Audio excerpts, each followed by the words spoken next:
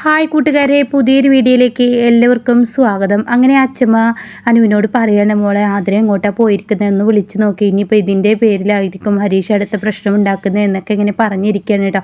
അപ്പോഴാണ് അങ്ങോട്ടേക്ക് അജയൻ കയറി വരുന്നത്. എന്താ അച്ഛമ്മ എന്ന് ചോദിക്കുകയാണ്. ഏട്ടാ, ആൾക്ക് പ്രശ്നങ്ങളാണ് ഇവിടെ. ഒരു പ്രശ്നം തീരുമ്പോൾ ഒരു പ്രശ്നമാണ്. ഇനി എന്താ ഇവിടെ ഉണ്ടാവുക എന്നറിയില്ല. എന്താ അതിന് മാത്രം പ്രശ്നം? ആതിരയെ കാണുന്നില്ല എന്ന് പറയാനിട്ട് എങ്ങോട്ടാണ് പോയതെന്ന് അറിയുന്നില്ലേ?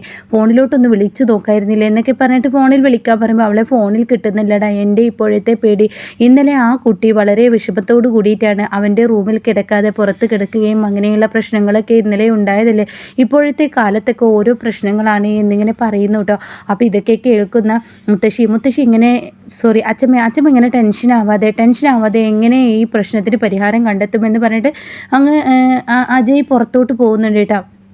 ഇതേ സമയം അനുവാണെങ്കിലോ ഇനിയിപ്പോൾ എന്താ ചെയ്യുക, നമുക്ക് ആതിര ചേച്ചിയെ കണ്ടെത്താൻ എന്നൊക്കെ ഇങ്ങനെ പറയുന്നുണ്ട്. പിന്നീട് കാണിക്കുന്നത് അഭിലാഷിനെയാണ്. അതായത് ഹരീഷിൻ്റെ കൂട്ടുകാരൻ അഭിലാഷ്. അയാളൊരു സ്വർണം പണയം വെക്കുന്നതിൻ്റെ മുന്നിൽ ഇങ്ങനെ നിൽക്കുകയാണ്. അപ്പോൾ ആ സമയമാണ് രാജ ആ വഴി പോകുന്നത്. അപ്പോൾ രാജ ഇത് കണ്ട, ശോഭയുടെ ഭർത്താവ് രാജയുണ്ടല്ലോ, അയാൾ എന്താ ഇപ്പോൾ ഇവിടെ എന്നിങ്ങനെ നോക്കി നിൽക്കണം കേട്ടോ. പിന്നീടാണെങ്കിൽ എന്തിനായിരിക്കും ഇപ്പോൾ ഈ സ്വർണ്ണക്കടയുടെ ഇടയിലോട്ട് വന്നിട്ടിരിക്കുന്ന പണയം വെക്കുന്നിടത്ത് വന്നിരിക്കുന്നത്? ഇനിയിപ്പോൾ കളൻ്റെ കയ്യിൽ താക്കോല് കൊടുക്കുന്നത് പോലെയാണോ എന്നൊക്കെ ഇങ്ങനെ ചിന്തിക്കുകയാണ് കേട്ടോ. അങ്ങനെ പിന്നീട് എന്താണെന്ന് അറിയണം എന്നിങ്ങനെ അറിഞ്ഞും കൊണ്ട് തന്നെ പിന്നീട് ചന്ദ്രക്ക് വിളിക്കണം കേട്ടോ. അപ്പോൾ ചന്ദ്രൻ ഫോൺ എടുത്തിട്ട് എന്താ പ്രശ്നമെന്ന് ചോദിക്കുമ്പോൾ അതെ, ഹരീഷ് ഉണ്ടല്ലോ, അവൻ്റെ ഒരു കൂട്ടുകാരനുണ്ടല്ലോ. ആര്? അഭിലാഷോ? അതെ, അഭിലാഷ് ഇവിടെ വന്നിട്ടുണ്ട്. എന്തിനാണ് അയാൾ വന്നിരിക്കുന്നത്? ഇനിയിപ്പോൾ വല്ല സ്വർണം പണയം വെച്ചിട്ട് 10 ലക്ഷത്തിൻ്റെ കടം വീട്ടാനായിരിക്കുമോ? എനിക്കറിയില്ല. എന്തായാലും 2 ഇപ്പോൾ പിടിക്കാം. ആതിര എന്ന് പറയുന്നവളുടെ സ്വർണ്ണമായിരിക്കും ഹരീഷ് കൊണ്ടുവന്നിട്ടുണ്ടാവുക. അതിലിനി ഗോൾഡ് ഉണ്ടെന്ന് പറഞ്ഞിട്ട് ഞമ്മക്ക് അങ്ങ് അവരെ കുരിക്കാം എന്നൊക്കെ പറഞ്ഞിട്ട് 1 ലഡ് പൊട്ടി എന്നൊക്കെ പറഞ്ഞ് അവർ പരസ്പരം അങ്ങോട്ടും ഇങ്ങോട്ടും പറഞ്ഞ് ചിരിക്കേട്ടാ. ഇതേ സമയം രാജ പറയുന്നുണ്ട്, എനിക്ക് കറക്റ്റ് വിവരം കിട്ടണം ചന്ദ്ര, നീ എന്നോട് എല്ലാ വിവരങ്ങളും അറിയിക്കുക. എന്തായാലും ഓൺലൈനായിട്ട് തന്നെ ഇരുന്നോളൂ, ഞാൻ അപ്പം വിവരം അറിയിക്കാമെന്ന് പറയാനേട്ടാ. പിന്നീടാണെങ്കിലോ ഈ ഒരു വിവരം കിട്ടാനായിട്ട് ചന്ദ്ര ഇങ്ങനെ ഇരിക്കുന്നുണ്ട്. ഇതേ സമയം ഹരീഷ് വീട്ടിലെത്തിയിരിക്കുകയാണ്. അപ്പോൾ ഹരീഷിനെ ശിവദാസൻ വിളിക്കണം, എൻ്റെ മോൾക്ക് ഫോൺ അടിച്ചിട്ട് കിട്ടുന്നില്ല, അവളുടെ ഫോൺ സ്വിച്ച് ഓഫ് ആണ്, അവൾക്കത് കൊടുക്കുമോ എന്നൊക്കെ ചോദിക്കുമ്പോൾ ഞാൻ വീട്ടിൽ വന്ന് കയറുന്നുള്ളൂ, എന്തായാലും 3 അവിടെ വെറുതെ ഇരിക്കുന്നുണ്ടല്ലോ, അവരുടെ കൂടെ ഈ പറയുന്ന അനിതയും ഇങ്ങ് കൂട്ടുകൂടിയിട്ടുണ്ടാവും. അപ്പോൾ ഫോണിൻ്റെ ചാർജ് തീർന്നതെന്ന് അറിഞ്ഞിട്ടില്ല, എന്നാലും ഞാൻ അവിടെ ചെല്ലട്ടെ, അവരുടെയൊക്കെ ചാർജ് ഞാൻ കൊടുത്തോളാം എന്നൊക്കെ പറഞ്ഞ് ചിരിക്കുകയാണ് കേട്ടോ. ആ സമയം വേറൊരു ഫോൺ കോൾ വരുന്നുണ്ട്. അപ്പോൾ അതിലിങ്ങനെ ദേഷ്യപ്പെടുന്നുണ്ട്. അപ്പോൾ അത് ജനലിൻ്റെ ഉള്ളിലൂടെ അനു കാണുകയാണ്. അങ്ങനെ അനു അച്ഛമ്മയെ ഹരീഷേട്ടൻ വന്നിട്ടുണ്ട്, ഹരീഷേട്ടൻ തന്നെ ഒരു കോള് വന്ന് ഭയങ്കര ചൂടായിട്ട് സംസാരിക്കുന്നത്. ഇനിയിപ്പോൾ ആതിര ചേച്ചി ഇവിടെ ഇല്ലെന്ന് പറഞ്ഞു കഴിഞ്ഞാൽ തീർച്ചയായും വീട്ടിൽ അമ്മ വഴക്ക് നടക്കുമല്ലോ, പേടിയാവുന്നു എന്നൊക്കെ ഇങ്ങനെ പറയുമ്പോൾ ഉടൻ തന്നെ അജയൻ പറയണേ, എന്തിനെങ്ങനെ പേടിക്കുന്നത്, എപ്പോഴും ഇങ്ങനെ പേടിച്ചിട്ട് പിന്നെ എന്താടാ നീ പറയുന്നത് എന്ന് പറഞ്ഞാൽ അച്ഛമ്മ പറയാണ്, കാരണം ആതിരയാണ് കാണാതായിരിക്കുന്നത്, അതിന് അവൻ എന്തൊക്കെയാണ് പറയുമെന്ന് അറിയില്ല, അവൻ ഇന്ന് വൈകുന്നേരം വീട്ടിൽ പാല് കാച്ചി അങ്ങോട്ടേക്ക് പോകാമെന്നൊക്കെ പറഞ്ഞിട്ടാണ് അവൻ ഇരുന്നത്.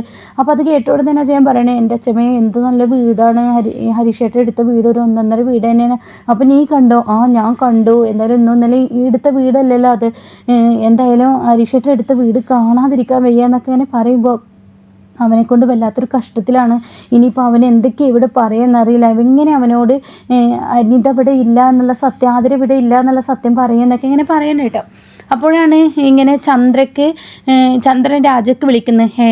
എടാ, എന്താ പ്രശ്നം എന്ന് വെച്ചാൽ അവിടെ റോൾഡ് ഗോൾഡ് വെക്കാനാണ് വന്നിരിക്കുന്ന ഒരു ഡയമണ്ട് നെക്ലേസ്, അതും 10 വർഷത്തെ പഴക്കമുള്ള ഒരു ഡയമണ്ട് നെക്ലേസ് വെക്കാനാണ് ഈ അഭിലാഷ് എന്ന് പറഞ്ഞ പയ്യൻ വന്നിരിക്കുന്നത്. ഇവരെന്നാണ് ഇപ്പോൾ ഇവർക്ക് ഈ ഒരു ഇത് കിട്ടിയതെന്ന് മനസ്സിലാവുന്നില്ല. എന്നിട്ട് ആ സ്വർണ്ണാഭരണങ്ങൾ ഫുള്ള് എടുത്തിട്ടുണ്ട് എന്നുള്ള സത്യങ്ങളൊക്കെ ഇങ്ങനെ വെളിപ്പെടുത്താണ് കേട്ടോ. അപ്പോൾ അതൊക്കെ കേൾക്കുമ്പോൾ മൊത്തത്തിൽ എന്താണ് സംഭവിച്ചതെന്ന് അറിയാതെ ഇങ്ങനെ ചിന്തിക്കുകയാണ്. എന്നിട്ട് ചന്ദ്ര ഈ പറഞ്ഞ വാക്കുകൾ വീണ്ടും ഇങ്ങനെ ഉരുട്ടിക്കൂടി ചിന്തിക്കുമ്പോൾ രാജന് ഇങ്ങനെ തോന്നുകയാണ്, ശോഭ ഹരീഷിൻ്റെ കല്യാണത്തിന് പോലും ആ ഡയമണ്ട് നെക്ലേസ് ഇട്ടിട്ടില്ല, അപ്പോൾ അത് തന്നെ ആവുമോ എന്ന സംശയം തൻ്റെ ഉള്ളിൽ ഇങ്ങനെ തോന്നി തുടങ്ങുക കേട്ടോ.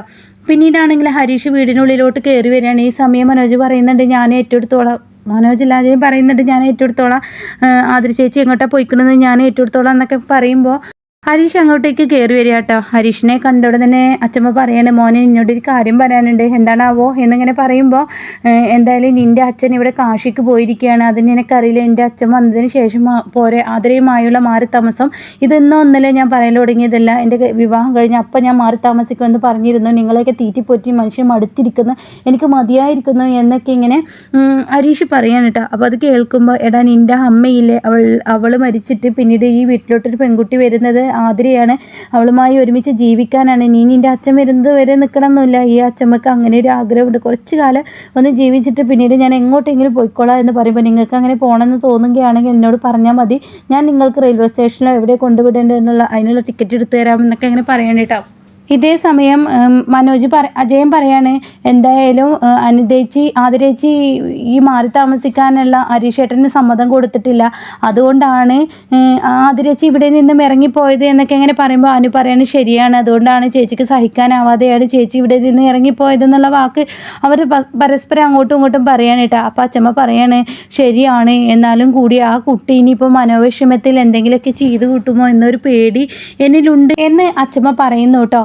പിന്നീട് രാജയാണ് കാണിക്കുന്നത്. രാജ തൻ്റെ ചേച്ചിക്ക് വിളിക്കുകയാണ്. അപ്പോൾ ചേച്ചിയാണെങ്കിൽ നട റോഡിലൂടെ ഇങ്ങനെ നടന്നു വരികയാണ്. ചേച്ചി എവിടെയാണുള്ളത്, ഞാൻ നമ്മുടെ മോൾക്ക് മരുന്ന് വാങ്ങിയിട്ട് വരികയാണ്, ചേച്ചി എവിടുന്നാണ് വരിക, ജംഗ്ഷനിൽ നിന്നാണ്, എന്തിനാണ് ജംഗ്ഷനിൽ നിന്ന് വാങ്ങുന്നത്, അവിടെ തൊട്ടടുത്ത് നിന്ന് വാങ്ങിയാൽ പോരെ എന്നൊക്കെ പറയുമ്പോൾ, അത് പറ്റില്ല, അവളുടെ മരുന്ന് എന്താണെന്ന് നിനക്കറിയില്ല, അത് നാട്ടുകാരൊക്കെ അറിഞ്ഞാലോ അത് ബുദ്ധിമുട്ടാണ്. അതും ശരിയാണ്, എന്നാൽ ഞാൻ പറയുന്നതെന്ന് ചേച്ചി വ്യക്തമായി കേൾക്കണം, എന്താ ഞാൻ ശോഭയുടെ സ്വർണ്ണാഭരണങ്ങൾ ചേച്ചിയുടെ മൊബൈലിലോട്ട് അയച്ചു തന്നിട്ടുണ്ട്, അതൊന്ന് നോക്കിയെന്ന് പറയുമ്പോൾ, ഇപ്പം വേണം, ഇപ്പം തന്നെ വേണം, അത് നോക്കിയിട്ട് എൻ്റെ റൂമിൽ എൻ്റെ ബെഡിനടിയിൽ എൻ്റെ ലോക്കറിൻ്റെ ചാവി ഇരിക്കുന്നുണ്ട്, അത് ശോഭ കാണാതെ അത് തുറക്കണമെന്ന് പറയട്ടെ.